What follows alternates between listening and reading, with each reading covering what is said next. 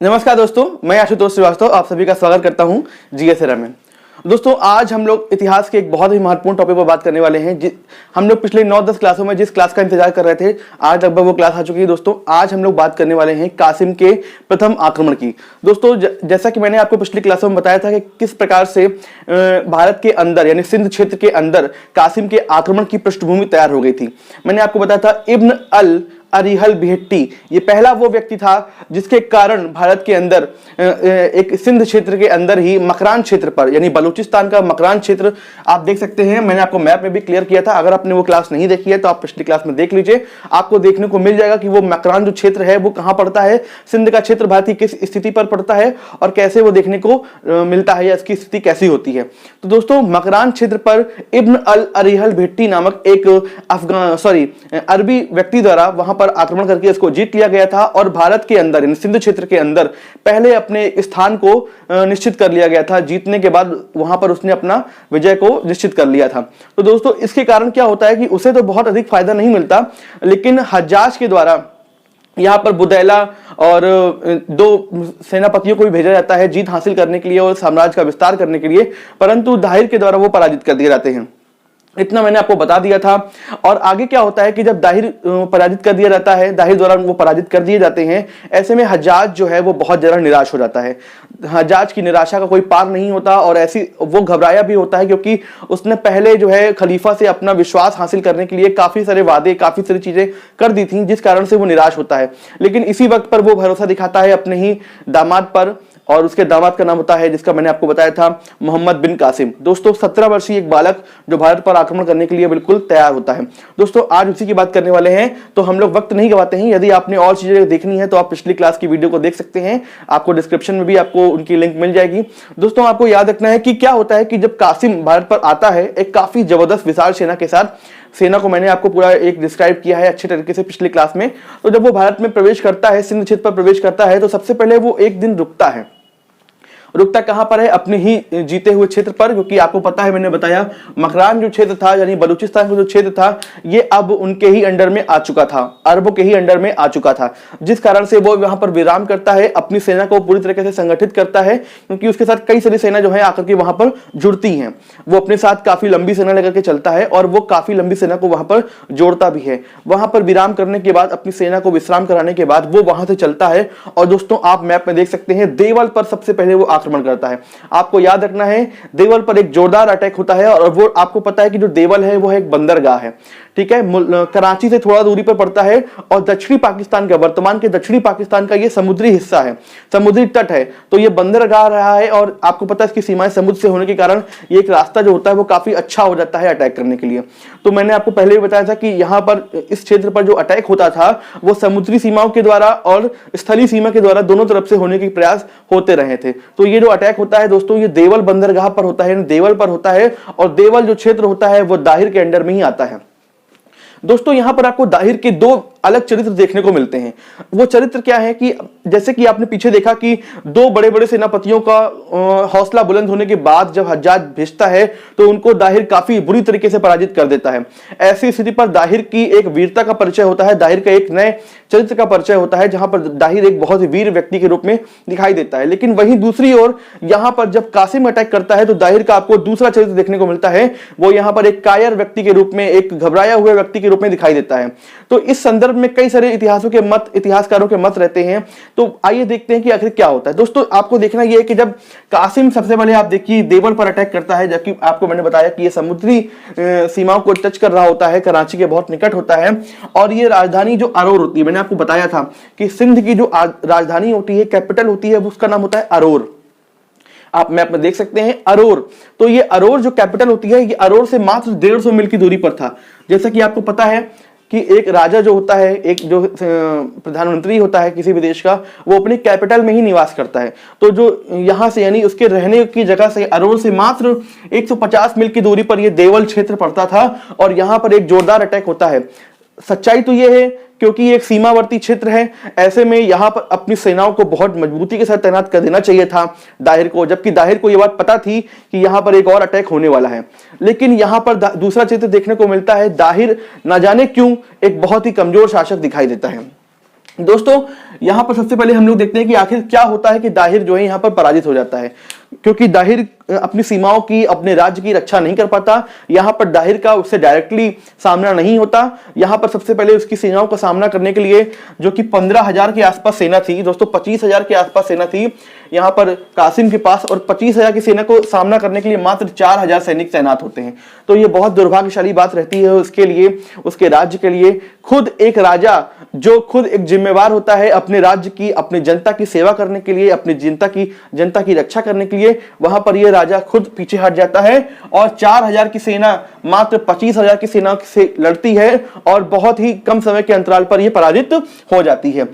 इसके बाद क्या होता है कि क्योंकि जो देवल होता है, इसकी जो किले की दीवारें होती है काफी ऊंची होती हैं और कासिम की सेना वहां पर चढ़ने का प्रयत्न करती है परंतु सफल नहीं हो पा रही होती है। इसी वक्त पर एक वहां का एक मंदिर का ब्राह्मण होता है जो यहाँ पर गद्दारी करता है, अपने ही राज्य के साथ वफादारी नहीं करता, जिस कारण से क्या होता है वो अपनी कुछ राज्य की कुछ आंतरिक बातें, एक कुछ राज ऐसे होते हैं जिसके कारण वो बताने में कासिम को बता देता है और कासिम वहां पर जीतने में, आगे बढ़ने में सफल हो जाता है। नगर की दीवार पर वो पत्थरों से प्रहार करता है। पूरी जबरदस्त सेना कासिम की, भीषण सेना, नगर की जो बड़ी बड़ी दीवारें होती हैं उन पर पत्थरों से प्रहार करती हैं। हालांकि सैनिक रक्षा करने का प्रयत्न करते हैं परंतु वो सफल नहीं हो पाते क्योंकि उनकी सेना जो होती है वो बहुत कम होती है। यहाँ पर हमको ब्राह्मण का देशद्रोह दिखाई देता है, वो गद्दारी करता है देश के साथ, और जिस कारण से क्या होता है कि इतनी बड़े राज्य की, इतनी बड़े जिले की, इतने बड़े नगर की जो सेना होती है वो पराजित हो जाती है और जनता के साथ भयंकर लूटपाट का सामना करना पड़ता है। जनता को एक भयंकर लूट का सामना करना पड़ता है। जनता के जो बच्चे होते हैं उनको मार दिया जाता है, जो कन्याएं होती हैं, लड़कियां होती हैं, महिलाएं होती हैं, उनको या तो गुलाम बना लिया जाता है या तो उनको लेकर के मक्का की ओर लेके चले जाते हैं। जो पुरुष होते हैं उनको गुलाम बना करके या उनको मार दिया जाता है। यहाँ पर उनको विकल्प दिया जाता है कि या तो वो इस्लाम को धारण कर लें, इस्लाम को ग्रहण कर लें, या तो वो मृत्यु को प्राप्त कर लें। ऐसे में बहुत सारे लोग मृत्यु का विकल्प स्वीकार कर लेते हैं, बहुत सारे लोग इस्लाम को ग्रहण कर लेते हैं। ऐसे में काफी बड़ी संख्या में इस्लामीकरण भी किया जाता है। तो दोस्तों ये बहुत बड़ी चीज हो रही थी। पहली बार देश के अंदर लोग जो कि बौद्ध धर्म से जुड़े हुए थे और हिंदू धर्म से जुड़े हुए थे उनका धर्मांतरण किया जा रहा था। कासिम द्वारा ये एक जबरन किया हुआ काम था। तो इस प्रकार से आप देख सकते हैं कि मृत्यु को चुनने का भी विकल्प दिया गया था। बहुत ही दुर्भाग्यशाली बात हो रही थी यहाँ पर। दोस्तों कहते हैं कि 3 दिन तक लूट की गई थी, लगातार 3 दिन तक सेना ने भयंकर लूट की थी। और इस लूट के उपरांत क्या होता है, यहाँ पर एक भयंकर लूट के उपरांत न केवल नगर का जो कुल जनता का जो पैसा होता है, जनता का धन होता है, इसको लूटा जाता है, बल्कि किले के अंदर भी घुस करके किले की सारी जो भी धन दौलत होती है उसको लूट लिया जाता है। और 1/3 जो हिस्सा होता है वो हज्जाज को भेज दिया जाता है। 1/3 हिस्सा जो होता है वो हज्जाज को भेज दिया जाता है, यानी मक्का की ओर भेज दिया जाता है। तो ये दोस्तों एक मैंने आपको देवल की वजह के बारे में बात बताई। तो दोस्तों अगर इतनी सारी चीजें होती हैं, इतना बड़ा अटैक हो जाता है, तो प्रश्न ये उठता है कि आखिर क्या रीजन थे कि ये जो हार हो जाती है। दाहिर इतना ज्यादा निराश हो जाता है या क्या हो जाता है, क्योंकि मात्र 17 वर्षीय बालक के साथ वो युद्ध करने से कैसे हार जाता है। तो इस विषय में इतिहासकार बहुत सारी बातें करते हैं, लेकिन देखते हैं कि रीजन क्या हो सकते थे। दोस्तों सबसे पहला जो रीजन था वो होता है कमजोर गुप्तचर विभाग। सच्चाई ये है कि दाहिर के पास, भले ही दाहिर ने पूर्व में 2 बड़ी विशेष सफलताएं हासिल कर ली थी, लेकिन उसका जो गुप्तचर विभाग होता है वो बहुत ही कमजोर होता है। यदि वो सही ढंग से सही वक्त पर सही सूचनाएं दे देते तो शायद दाहिर पहले से सचेत हो जाता या अपनी सेनाओं में और नए सैनिकों को भर्ती कर लेता। क्योंकि सच्चाई ये है कि दाहिर ने अपने जो अंतिम युद्ध होता है, आमने सामने का जो युद्ध होता है कासिम के साथ, उस युद्ध के पहले, रावर के युद्ध के पहले अपनी सेना में अनान फनान में बहुत बड़ी संख्या में सैनिकों को भर्ती किया था। उसके पास पर्याप्त सैनिक भी नहीं थे और जो कासिम था वो इतनी जबरदस्त सेना लेकर के आ रहा था, क्योंकि पूर्व में जो भी वहां पर अटैक हुए थे उन अटैक्स में अरबियों के पास छोटी सेना थी और दाहिर ने अपनी सेना का काफी जोरदार इस्तेमाल किया था। लेकिन अब जो है उनके पास काफी बड़ी सेना आ रही थी। हम कह सकते हैं कि उसका गुप्तचर विभाग जो है वो क्या था, कमजोर था। ये पहला कारण बन सकता है इसकी पराजय का। यहां पर मैं बात कर रहा हूं केवल देवल की विजय का दोस्तों, क्योंकि यहां पर हम देख रहे हैं कि उसका दूसरा चरित्र देखने को मिल रहा था। दूसरा चरित्र क्या है, अति आत्मविश्वास। हो सकता है कि दाहिर इस आत्मविश्वास में बैठा हुआ था कि वो पूर्व में तो जीत हासिल कर ही चुका था, इसलिए उसे ऐसा लगता रहा होगा कि ये जो अरबी सेनाएं आ रही हैं इसको वो आसानी से पराजित कर लेगा। जब दो बड़े बड़े सेनापतियों को उसने आसानी से पराजित कर दिया तो ऐसे में 17 वर्षीय बालक की क्या औकात हो सकती है, क्या हिम्मत हो सकती है कि वो उनको पराजित कर दे।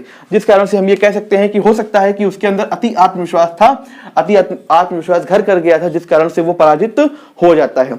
तीसरा एक कारण ये भी हो सकता है कि कमजोर सैन्य विभाग, जैसा कि मैंने आपको बताया कि उसके पास सेना की भी बहुत बड़ी संख्या नहीं थी और दूसरी ओर उसके पास जो हथियार थे वो भी कोई बहुत अच्छे क्वालिटी के या बहुत अच्छे हथियार नहीं थे। एक और दोस्तों महत्वपूर्ण चीज होती है कि उसके सैनिकों को पर्याप्त रूप से सही टाइम पर प्रशिक्षण भी नहीं दिया जाता था, जिस कारण से क्या हुआ कि जो सैन्य विभाग था वो दोस्तों बहुत ही लचर हो गया था और यही कहीं ना कहीं उसकी हार का एक और कारण बन जाता है देवल पर। ठीक है। चौथा दोस्तों सबसे महत्वपूर्ण चीज ये है कि यदि हमेशा एक कहावत बोली जाती है कि यदि आपके अंदर हौसले बुलंद हैं तो आप किसी को भी पराजित कर सकते हैं, लेकिन यहाँ पर हमें दाहिर का एक बहुत ही कमजोर व्यक्तित्व देखने को मिलता है, कायर व्यक्तित्व देखने को मिलता है और वो पीछे हटने को मजबूर रहता है। सब कुछ देख रहा था है अपनी आंखों के सामने अरोर पर बैठ करके, लेकिन वो एक कदम नहीं बढ़ाता अपने राज्य को सुरक्षित करने के लिए और आसानी से लूट होने देता है। 3 दिन तक भयंकर लूटपाट को वो आंखों से देखता है, रक्त बहते हुए देखता है, लोगों को मरते हुए देखता है, लेकिन उसे कोई भी फर्क नहीं पड़ता। तो दोस्तों ये आप कह सकते हैं कि इस प्रकार से ये 4 प्रमुख कारण जिसे हम कह सकते हैं देवल पर दाहिर की पराजय के। दोस्तों जब देवल पर कासिम जीतें हासिल कर लेता है तो अगली जो वो कदम बढ़ाता है दोस्तों, बढ़ाता है वो निरूर की ओर। एक और सिंध का एक महत्वपूर्ण क्षेत्र होता है जिसे हम लोग बोलते हैं निरूर।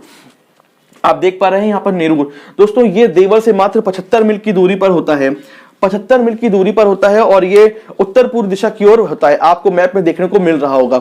ये यहाँ से निरूर की ओर बढ़ता है। दोस्तों निरूर की ओर बढ़ने की बात ही क्या होता है कि उसने इतना तहलका, अपना इतना आतंक मचा दिया था जिस कारण से निरूर तक ये खबर पहुंच गई थी कि मोहम्मद बिन कासिम वहां पर पहुंच रहा है। वहां के लोग या तो पहले से भागने की फिराक में थे, लोग भाग रहे थे अपने साम्राज्य, अपने राज्य को, अपने घर को छोड़ करके, या तो लोगों को कोई फर्क नहीं पड़ रहा था। ऐसी स्थिति पर क्या होता है कि मात्र यहाँ के जो राजा होता है, यहाँ का जो सेनापति होता है, वो बिना कुछ किए ही वहां से भाग जाता है, बिना कुछ किए ही वहां से भाग जाता है और वो डर जाता है। तो इस प्रकार से उसको कुछ करने की आवश्यकता ही नहीं होती, यहां पर केवल लूटपाट करने के लिए पहुंचता है। दोस्तों आपको बताऊं कि 7 दिन की यात्रा करता है। दोस्तों जब वो देवल से जीत हासिल करता है तो 7 दिन की यात्रा करने के बाद वो यहां पर पहुंचता है और बिना युद्ध के ही विजय को प्राप्त कर लेता है।